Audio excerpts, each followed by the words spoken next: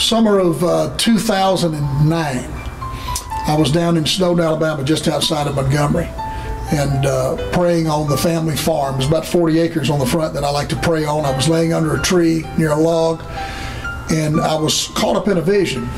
One of the few times it's ever happened to me. And in this vision, I was on the side of a mountain, and I was in a whiteout. Couldn't see anything in front of me. I was cut, bruised, bleeding. I remember in the vision or the dream that the blood was frozen on my hands and on my face. And I was hurting so badly I didn't want to go on. I knew I was going to die on the side of this mountain.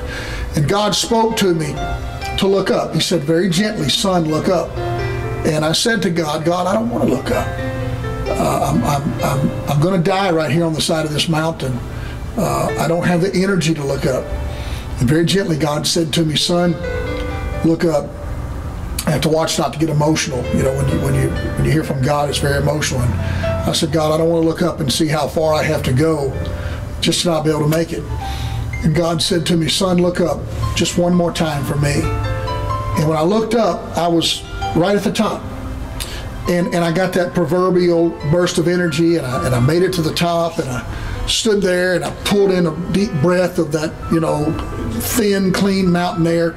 And I was preparing myself to look around, and God said, "I told you to look up." And I said to God, "God, I've spent my whole life wanting to get right here on top of this mountain, whatever that mountain represented. And can I just look down and see where I came from? Can I look down into the valley?" And God said, "Look up." So I looked up again, and immediately I was caught up into the presence of God. And I remember feeling like my grandson must feel, my little grandson, Aaron Michael, whom we just met out in the truck. He's about 2 years old, and when I get him in my arms, he has this little smug look like, "I'm with Papa." And I felt like I was with Papa, and I was walking. I wasn't saying anything. I wasn't singing hymns. I wasn't bowing and paying homage. I was walking with God. And in an instant, I saw from God's perspective.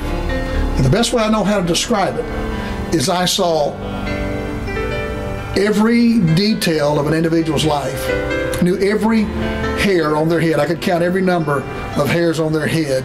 I knew all the good and all the bad, and I saw simultaneously 6.5 billion people the same way.